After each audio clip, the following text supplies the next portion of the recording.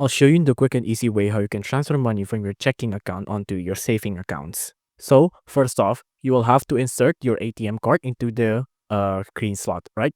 After that, you want to enter in your PIN, of course. And then after that, you want to click on select a transfer, right? So just select a transfer. After that, you want to select a currency, right? So for this case, let's just use dollars. After that, just enter in the transaction amount. So either 500 or 1,000 or $2,000, or enter in your own custom amount like $50 or less. And then after that, you have to select an account type, right? So in this case, we want to transfer from our checking account, which is there, onto our saving accounts. But for now, just click on checking. After that, you just want to select your account number. After that, just select your transfer account type. So we're going to be transferring from checking onto savings. So on this one, pick savings. After that, select the transfer account number. After that, review and confirm payment details. And then that's it. You've successfully transferred from your checking account onto your saving accounts. If you enjoyed this video, please do consider liking and subscribing.